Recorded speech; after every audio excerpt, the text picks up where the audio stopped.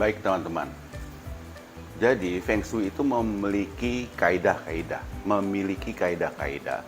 yang harus kita ikuti.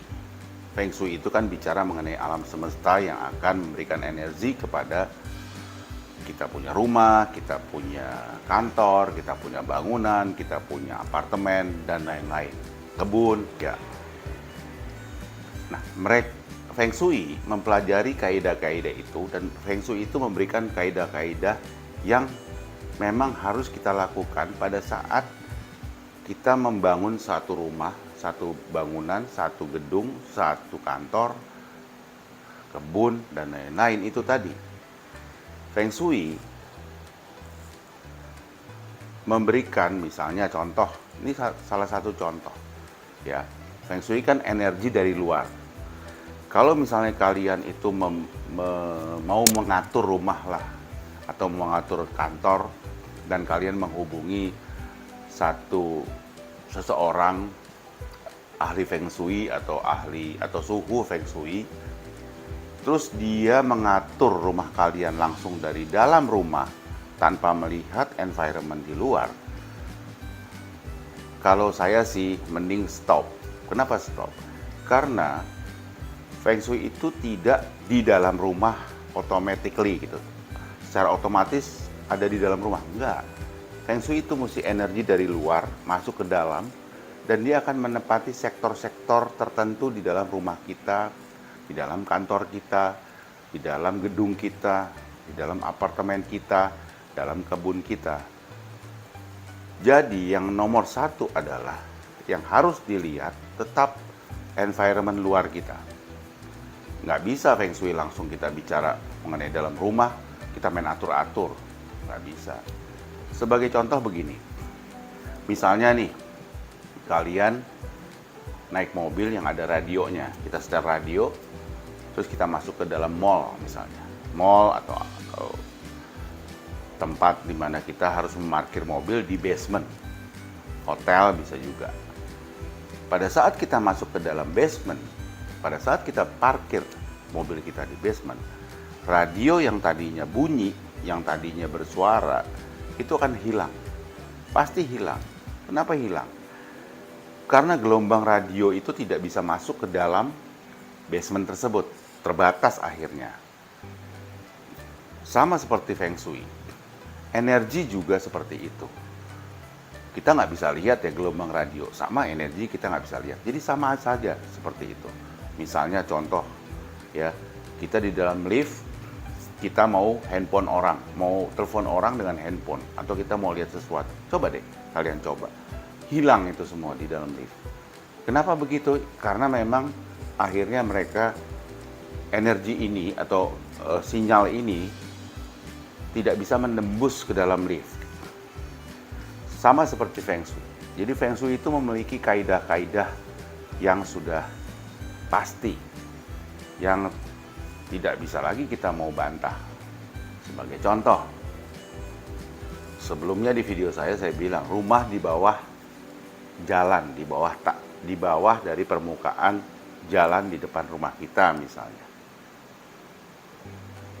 Kalau kalian tinggal di Jakarta Selatan seperti saya sekarang ini, kalian bisa lihat daerah Fatmawati Raya nih, Cipete Raya, yang dibangun ada yang namanya MRT. Bagus nggak MRT? Bagus. Tetapi untuk bangunan di sekitarnya akhirnya jadi apa? Mati, jadi gelap. Coba kalian lewat di Fatmawati Raya atau di Cipete Raya. Seolah-olah banyak sekali toko dan perdagangan di situ mati. Rumah-rumah sulit untuk laku. Karena apa? Karena ternyata dia di bawah jalan. Karena MRT itu adalah jalan akhirnya, bukan jalan yang Fatmawati Raya. Misalnya seperti itu. Atau karena saya di Jakarta Selatan ada misalnya jalan yang namanya jalan Jalan Antasari, ada flyover jalanan tuh. Dulu zaman saya masih remaja, Antasari itu bagusnya sih bagus banget deh gitu loh. Tapi sekarang udah gelap. Kenapa? Karena ada jalan di atasnya. Jadi jangan sekali-sekali kalian membeli rumah, membeli tanah yang di bawah jalan. Itu udah kaidah Feng Shui. Terus mau diapain lagi? Ya nggak bisa dibuat apa-apa. Kalau kalian mau mengatur rumah kalian, mau mengatur bangunan kalian, mau mengatur kantor kalian, dan lain-lain, sebelum kalian membeli, sebelum kalian memiliki tersebut, kalian mesti lihat dulu, apa sih environment di sekeliling kalian. Jangan asal beli. Kalau sudah beli, ya udah, mau ngomong apa ya. Bisa, mungkin kita bisa atur-atur, tapi atur seperti apa, saya juga sebagai orang yang mempelajari pengetahuan ini, ilmu ini, kelihatannya nggak ada. Terus misalnya contoh kita memiliki rumah atau tanah atau bangunan di depan rumah kita persis di pintu masuk nih, ada misalnya satu tiang pohon atau apalah yang persis di depan kita. Boleh nggak? Nggak boleh. Karena itu menghalangi energi yang masuk ke dalam rumah kita dari luar ke dalam. Itu merupakan kaidah yang sudah pasti dari Feng Shui. Kemudian misalnya contoh, kita mempunyai rumah tusuk sate. Tajam, ada energi yang tajam-tajam ke arah kita. Ya, termasuk tusuk sate tadi. Kita rumahnya misalnya ada rumah, terus ada jalan yang langsung menusuk rumah kita. Itu juga wajib dihindari, dalam artian kalau kalian mau membeli rumah atau membeli satu tempat untuk usaha dan lain-lain, hindarilah itu. Kemudian ya, kita bicara mengenai contoh aja deh, kita akan bicara contoh ya. Ada satu bangunan, kalau kalian tinggal di Jakarta, itu bangunan di Jalan Jenderal Sudirman yang memiliki sudut tajam kiri, kanan, depan, belakang tuh. Warnanya putih. Saya nggak mau sebut nama gedung tersebut. Oke? Kalian bisa lihat sekelilingnya seperti apa.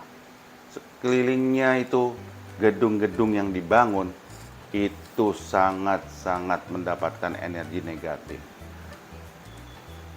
Benar-benar nggak maju lah, kira-kira seperti itu. Oke, kemudian di depan dari gedung tersebut ada satu gedung lagi yang beberapa perusahaan mungkin tidak mengikuti kaidah Feng Shui, akhirnya terjadi apa? Bangkrut atau pindah tangan atau apalah. Nah, sekarang bangunan itu dimiliki oleh orang yang mempraktekkan Feng Shui. Apa yang terjadi? Nah, kalian lihat saja nanti. Kalau misalnya kalian jalan-jalan di Sudirman, bangunannya putih, ada sudut tajam banyak sekali. Kalian lihat di depannya, apa yang dia lakukan? Itulah Feng Shui. Dia buat kaca cermin cembung dari atas ke bawah. Seperti itu. Jadi Feng Shui itu memiliki kaidah-kaidah di mana kita harus melakukan supaya kita terhindar daripada energi negatif dan kita merubah itu menjadi energi positif. Baik. Terus apa dong caranya? Misalnya kita udah tahu environment kita nih di luar rumah kita seperti apa. Baik misalnya. Oke. Setelah itu cocok dengan diri kita, baru kita mengatur di dalam rumah kita. Mengatur dengan tools ya. Salah satu tools yang paling oke ya kompas. Kompas ini kan di handphone atau di pokoknya di handphone adalah. Jadi kalian gampang lah cari kompas itu. Sektor mana sih yang oke untuk saya, sektor mana yang nggak oke untuk saya. Jadi wajib kita memiliki kompas pada saat kita mau mengatur di dalam rumah kita. Kalau kita bicara Feng Shui lebih dalam lagi, Feng Shui itu kecocokan dan ketidakcocokan itu dipengaruhi juga oleh sio kita, tahun lahir kita, kapan kita lahir. Nah, sio itu ada 12. Seperti kalian tahu lah, saya rasa semua dari kalian sudah mengerti mengenai sio ya. Dari tikus sampai babi. Oke. Kalau kita bicara tradisi Cina kuno, kenapa ada sio tikus, sio babi? Kalau di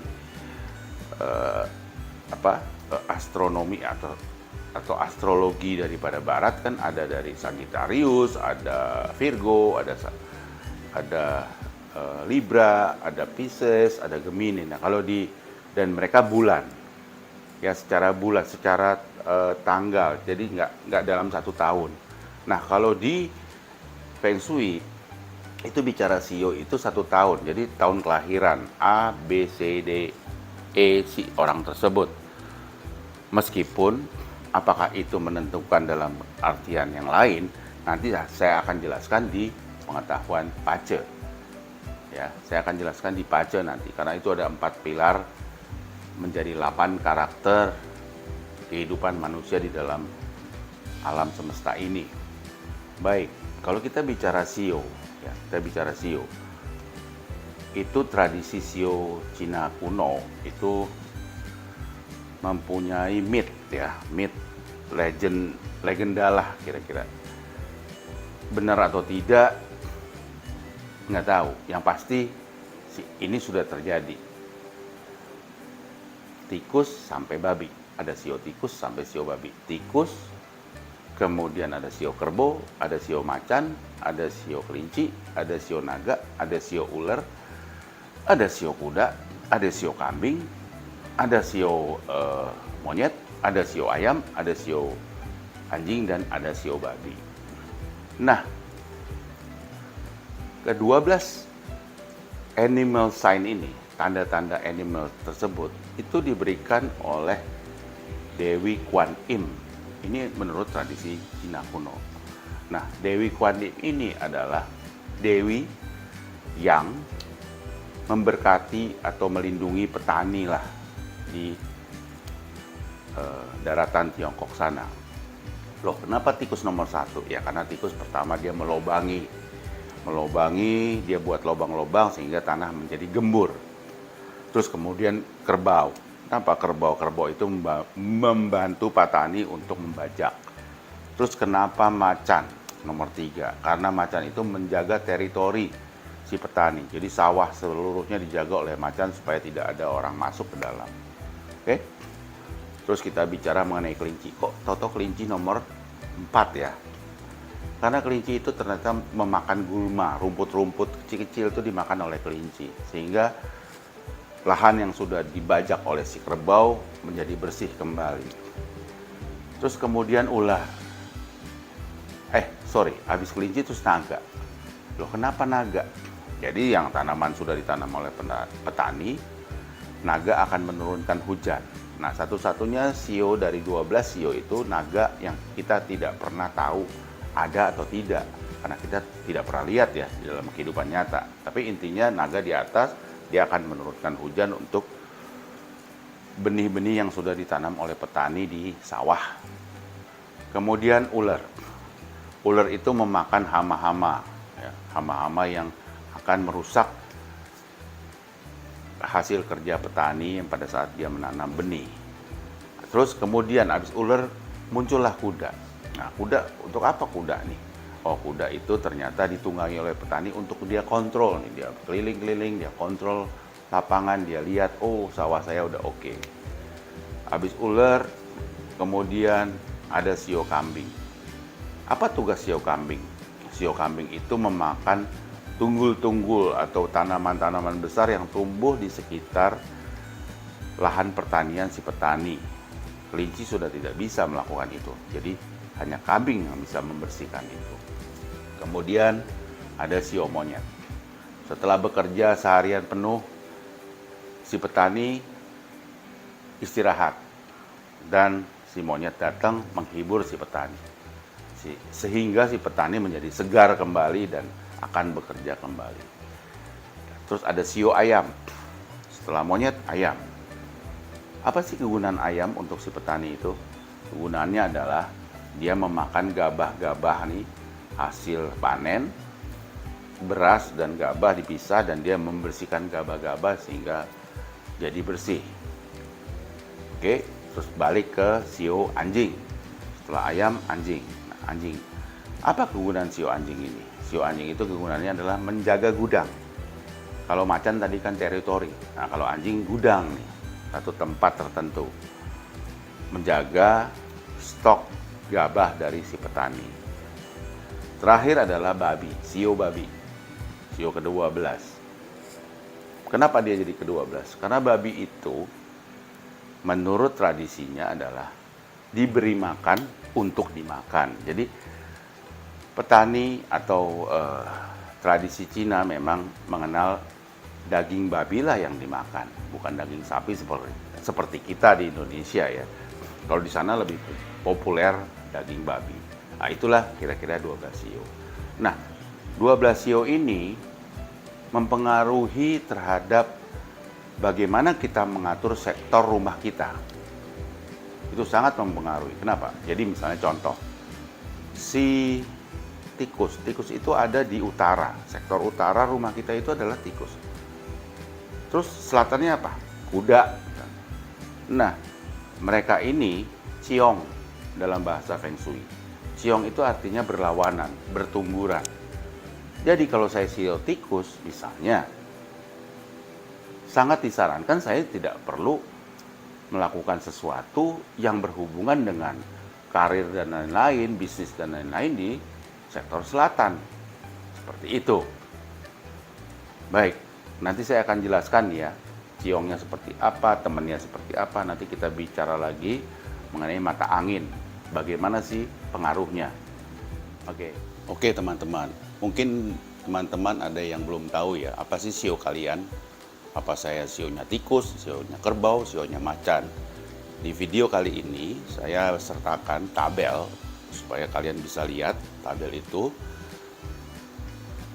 Jadi kalian tahu saya ini sio apa. Kalau memang sudah tahu, bagus. Tapi kemudian sio-sio ini, tabel ini juga untuk supaya kita mengetahui siapa sih lawan kita, siapa sih pasangan kita yang ideal. Nah, nanti saya akan kasih tabel lagi sekaligus sektor-sektor mana yang termasuk di sio tersebut.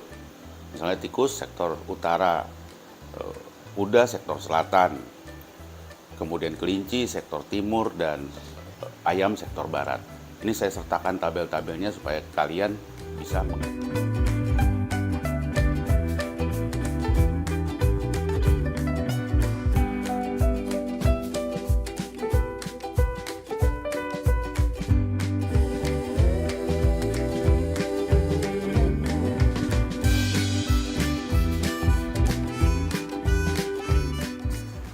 Setelah kalian tahu sektor-sektor mana saja yang baik untuk kalian, dengan kalian juga sudah tahu sio kalian dilihat di tabel yang sudah saya sertakan tadi, bagaimana sih caranya kita tahu sektor itu di sebelah mana? Nah, itu kembali lagi tools yang sangat berguna adalah kompas. Kita seolah-olah berdiri di tengah-tengah ruangan yang merupakan pusat tengah dari rumah kita. Kita virtualkan saja, kita garis, seolah-olah kita buat denah di satu kertas, buat denah, kita lihat titik mana sih yang tengah-tengah di rumah kita. Nah, kita berdiri di situ, lalu kita lihat kompas. Di mana sih arah selatan, di mana arah utara, di mana sektor barat daya dan lain-lain, sektor barat, sektor timur. Nah, kita lihat di mana nih sektor-sektor yang kita cocok untuk melakukan sesuatu, melakukan kegiatan yang berhubungan dengan usaha, berhubungan dengan karir, berhubungan dengan pendidikan, dan lain-lain.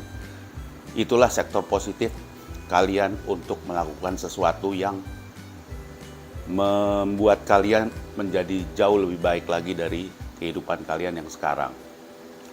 Selain itu ada juga yang namanya bagaimana sih rumah harus menghadap. Menghadap kemana? Misalnya menghadap ke barat, menghadap ke timur, menghadap ke selatan. Nah, itu ditentukan dengan angka KUA. Apa angka KUA? Angka KUA adalah angka asli yang menyertai tahun lahir kalian. Gimana cara kita tahu angka KUA kita? Nah, kalian tinggal Google, di Google itu ada, tinggal kalian cari menghitung angka KUA. Nanti dia akan keluar dan kalian akan tahu KUA kalian berapa. Dari 1 sampai dengan 9. Nah, kalian lihat. Begitu kalian sudah dapat angka KUA kalian, saya juga sertakan tabel untuk kalian.